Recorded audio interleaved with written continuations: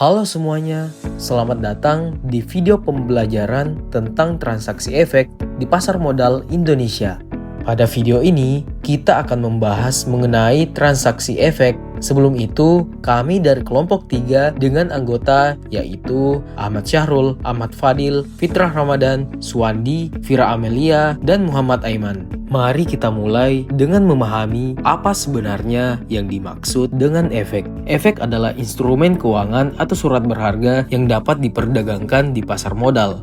Efek memiliki nilai dan dapat diperjualbelikan seperti saham, obligasi, sukuk, reksadana, hingga derivatif. Lalu, apa posisi transaksi efek dalam pasar modal? Transaksi efek merupakan kegiatan inti dalam pasar modal, yaitu proses jual beli efek yang dilakukan investor melalui perusahaan sekuritas dan difasilitasi oleh Bursa Efek Indonesia. Semua transaksi dilakukan secara elektronik melalui sistem perdagangan otomatis yang mencocokkan order beli dan jual. Berbagai jenis efek tersedia di pasar modal Indonesia dan masing-masing memiliki karakteristik serta risiko yang berbeda. Berikut adalah jenis-jenis utamanya. Yang pertama, saham, yaitu bukti kepemilikan perusahaan. Investor mendapatkan potensi keuntungan berupa dividen dan capital gain. Yang kedua, obligasi, yaitu surat utang yang diterbitkan pemerintah atau perusahaan. Investor menerima kupon atau bunga secara berkala. Ketiga, sukuk, yaitu obligasi berbasis syariah yang menggunakan akad tertentu seperti ijarah atau mudharabah sehingga sesuai prinsip syariah. Yang keempat, ada reksadana, yaitu ada investasi kolektif yang dikelola oleh manajer investasi. Produk ini cocok untuk investor pemula karena dikelola secara profesional. Kelima, ETF atau Exchange Trade Fund. Secara konsep mirip reksadana, tetapi diperdagangkan di bursa seperti saham. Yang keenam, ada right issue, yaitu hak bagi pemegang saham lama untuk memegang saham baru pada harga tertentu. Dan ketujuh, derivatif, yaitu instrumen turunan seperti opsi dan futures, yang nilainya mengikuti aset dasar tertentu. Produk ini memiliki risiko yang lebih tinggi. Di Bursa Efek Indonesia, terdapat 3 jenis pasar utama yang digunakan untuk transaksi.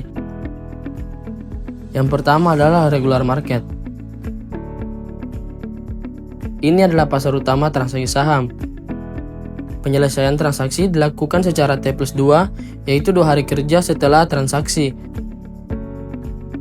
Semua harga mengikuti mekanisme penawaran dan permintaan.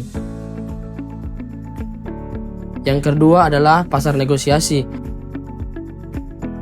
Pada pasar ini, transaksi dilakukan melalui kesepakatan langsung antara pembeli dan penjual, biasanya untuk transaksi dengan jumlah besar atau kebutuhan khusus.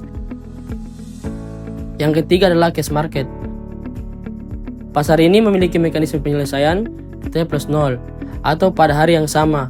Pembayaran dan penyelesaian berlangsung cepat sehingga cocok untuk kebutuhan likuiditas segera. Saat melakukan transaksi, investor dapat memilih beberapa jenis order. Yang pertama, market order adalah instruksi untuk membeli atau menjual langsung pada harga pasar terbaik yang tersedia.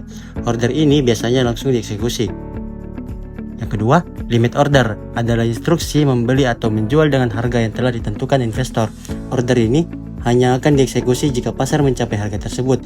Yang ketiga, stop order adalah order yang baru akan aktif ketika harga pasar mencapai level tertentu. Stop order biasanya digunakan untuk mengontrol risiko. Yang keempat, eco order atau one cancel the other adalah kombinasi 2 order sekaligus. Biasanya take profit dan stop loss. Jika salah satu tereksekusi, order yang lain akan otomatis dibatalkan.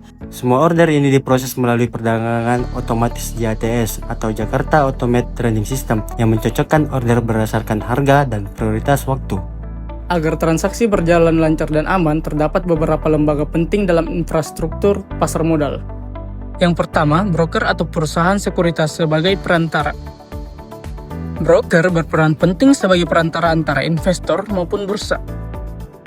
Broker menyampaikan order ke bursa dan menyediakan aplikasi untuk trading. Yang kedua, KPI sebagai clearing dan penjaminan transaksi. KPI bertugas melakukan clearing dan menjamin penyelesaian transaksi antara pembeli dan juga penjual. KPI berfungsi sebagai central counterparty untuk mengurangi risiko gagal bayar. Yang ketiga, KCI mengelola penyimpanan dan identitas investor. KCI mengelola penyimpanan efek secara elektronik dan mengatur identitas investor melalui ID atau Single Investor Identification. Yang keempat, bank kustodian menyimpan dana dan efek investor. Bank kustodian bertugas menyimpan dana dan efek investor serta mencatat kepemilikan secara aman. Dalam aktivitas transaksi, investor akan dikenakan beberapa biaya. Biaya utama adalah fee broker yang biasanya berkisar antara 0,15% hingga 0,18% untuk pembelian dan 0,25% hingga 0,28% untuk penjualan. Di dalamnya sudah termasuk biaya bursa, clearing, dan kustodian. Selain itu, terdapat ketentuan pajak. Setiap penjualan saham dikenakan pajak final sebesar 0,1% dari nilai transaksi. Dividen dikenakan pajak final 10% untuk investor domestik. Sementara itu, capital gain dari kenaikan harga saham tidak dikenakan pajak khusus. Mari kita lihat contoh sederhananya. Seorang investor ingin membeli saham ABCD dengan harga Rp1.000 per lembar sebanyak 50 lot. Jika ia memasang limit order di Rp1.000, tetapi harga pasar berada di Rp1.050, maka order belum tereksekusi karena harga pasar tidak sesuai batas yang ditentukan. Jika investor memilih market order, maka transaksi akan langsung tereksekusi pada harga pasar terbaik yang tersedia. Hal yang sama akan berlaku untuk menjual saham. Limit order hanya akan tereksekusi jika harga menyentuh batas yang sudah ditetapkan investor. Itulah pembahasan lengkap mengenai transaksi efek, mulai dari pengertian, jenis efek, jenis pasar, jenis order, peran lembaga pendukung, biaya, hingga simulasi transaksi. Dengan memahami materi ini, diharapkan Anda mampu mengenali cara kerja pasar modal di Indonesia dan dapat bertransaksi secara lebih bijak dan terinformasi. Terima kasih sudah menyimak video pembelajaran ini.